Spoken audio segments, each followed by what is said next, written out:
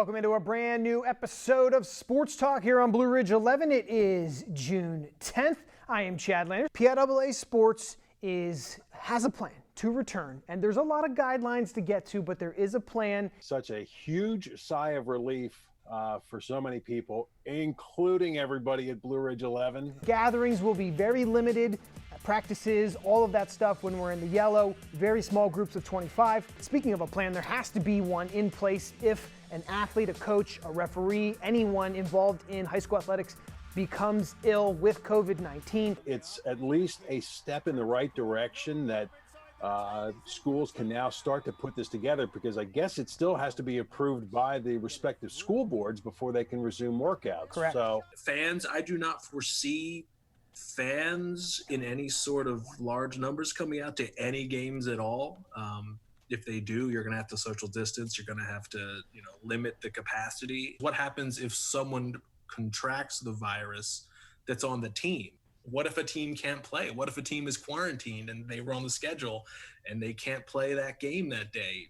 What happens, and how do you contain it? What do you do? That's the nightmare. We are doing our Play of the Year bracket, and we just had some competitions this week on Monday. You see Chase Yarborough got the win and advanced. when you look at what Chase Yarborough did, because 32 points when I think his season high going into that game was either 11 or 15 points, something like that. Was it some Reggie Miller stuff? How quickly did he hit those threes in succession? Continue to vote. We really are going to need you here. It will be every Monday and every Wednesday. We will put up a new clip on our social media only at noon. To have somebody with that kind of talent level to excel at two positions, that's a coach's dream. He was an all-state infielder. 3-1 pitch is grounded. They're going to come home, and they got him.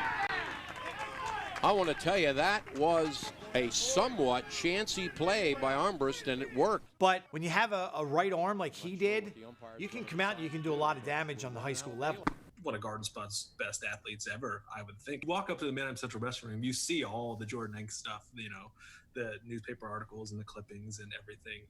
Just fantastic. And the lankiness, that's what you notice. When you can be 215 and yet have that leverage advantage over your opponents. And he did play football. I believe it was his sophomore year, and was a heck of a football player. Could have made a great outside linebacker, defensive end, but his focus went towards wrestling, and obviously the results paid off for him. And he was fun to watch.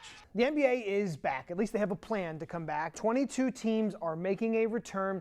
The East will get 9 teams back. All the ones in yellow have clinched a playoff berth. I love it. Yeah, playing the regular season games is a little weird, but if you would just come straight back into playoff games from nothing, just the quality and the authenticity of that, could be in question a little bit. But I'm excited to see just basketball. Sports of any kind, bring it on. Let's just quickly show you the 76ers schedule, because this is the 8 teams that they are proposed to take on here. It'll most likely start with the Pacers, run down through that list, and then end with the Spurs before the playoffs would be set to start on August 18th. If the Sixers are pretty much locked up, then Joel Embiid can play 3 out of those 8 games, to kind of save himself for the playoffs.